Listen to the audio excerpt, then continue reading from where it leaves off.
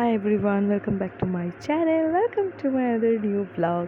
এটা একটা vlog নিয়ে একটা চিট চ্যাট ভিডিও। আমি জাস্ট কিছু কথা বলার জন্য আমি এসেছি, ভিডিওটা আমি অন করেছি। অ্যাকচুয়ালি আমি এভরি উইক ওয়েডনেসডে করে আমি vlog দিই আর এভরি ডে শর্টস দিই, এরকমই আমার চলছিল। তো সাডেনলি আমি শর্টস দু তিন দিন থেকে না, হ্যাঁ এরকম হয়ে যাচ্ছে, আমি দিচ্ছি না।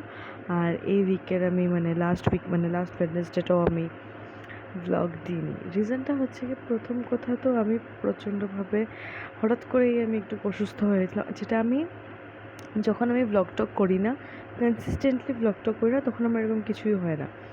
আর যখন আমি এরকম ব্লগ টক কনসিস্টেন্টলি করতে থাকি, তখনই আমার কীরকম একটা শরীরটা খারাপ হতে থাকে, এই হতে থাকে সেই হতে থাকে অনেক কিছু।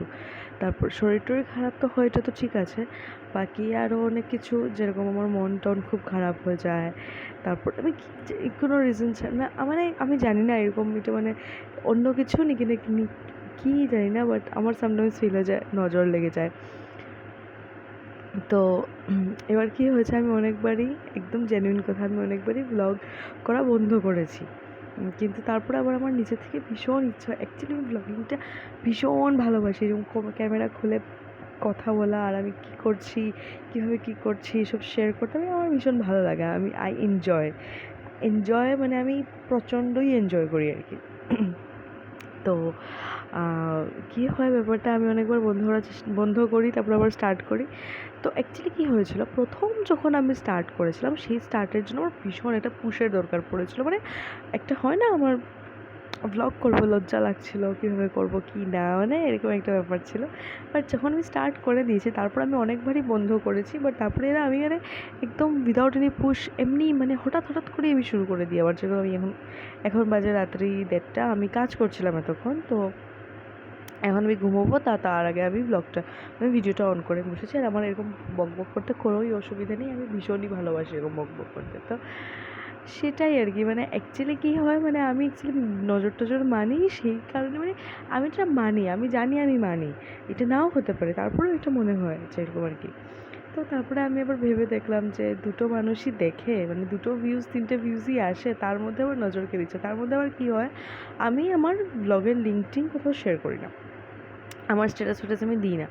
তো আমি তার জন্য যেই 4টিখানি ভিউজ আসে আমার, সেটার মধ্যে আমি বুঝতে পারি না যে কে দেখছে কে না, একটা হয় না, আমি আন্দাজ করতে পারি না ব্যাপারটা আর কি।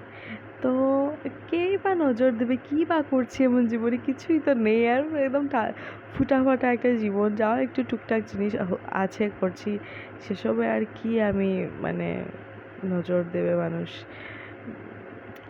তাও আর কি বুঝতে পারি না কী হয় কি না। বাট যখনই এরকম হয়, তো আমার খুব মন খারাপ হয়ে যায়।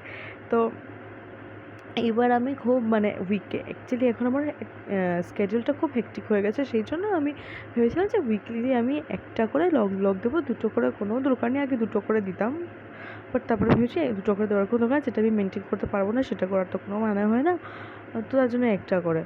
তো যতই মন খারাপ হতো, হতো, আমি তবুও করতাম। বাট তারপর কী হলো, আমি ওয়েডনেসডে করে দিতাম, তো ওয়েডনেসডের ব্লগ আমি আগেই ছেড়ে রেখে দিই, তারপর পরের ওয়েডনেসডে এসে গেছে, আমি দেখি আমি কোনো ব্লগ করতেই পারিনি, কোনো কন্টেন্ট আমি শ্যুট করতেই পারিনি, এরকম অবস্থা হয়ে যায়।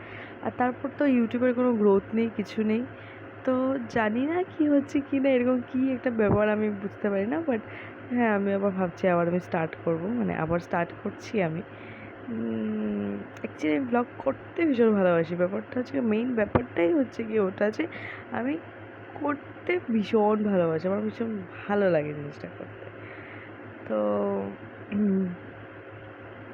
সেই জন্য আমি ছেড়ে দিতে ইচ্ছা করে না আবার। তো দেখি এখন কী হয়। রিবেল কিডকে তো অনেক কারোরই খুব একটা পছন্দ নয়, রিবেল কিড যা, অপূর্বা মুখিজা। আমি খুব, আমারও এরকম না যে আমি I am her biggest fan and all, এরকম না। বাট কিছু কথা এরকম বলে, যেটা না আমার ভীষণ লজিক্যাল লাগে, ভীষণ মনে হয় যে একদমই ঠিক কথা। ওকে জিজ্ঞেস করা হয়েছিল কি, তুমি কি নজরে বিশ্বাস করো? ও বলেছিল আমি বিশ্বাস করি না, কারণ আম্বানির ফ্যামিলি তো পুরোই open, to be very honest, হ্যাঁ একদমই ওপেন, ওদের ফ্যামিলি তো তুমি ওপেন না রেখেও কোনো উপায় নেই, ওপেন। বাট ওদের তো কোনো নজর টজর লাগছে না। ওরা বিয়ের আগে একটা এঙ্গেজমেন্টই এত বড় করে করলো, তারপরে তো বিয়ে ভাঙলো না। তারপর ওদের এত টাকা সবাই জানে, ওদের এত টাকা, রিচেস্ট পার্সন, তারপরে তো টাকা কমছে না। তো হ্যাঁ, এটাও একটা ঠিক কথা, খুবই লজিক। তো আমি জানি না আমি কি বকেছি। তোমাদের যদি ভালো লাগে তোমরা আমার বক শোনার জন্য আবার আসতে পারো আমার চ্যানেলে। আমি ব্লগ করা স্টার্ট করছি আবার, মানে স্টার্ট করছি কি, আমি একটাই ওয়েডনেসডে আমার মিস হয়েছে, তো আর কোনো ওয়েডনেসডে আমি মিস করতে চাচ্ছি না।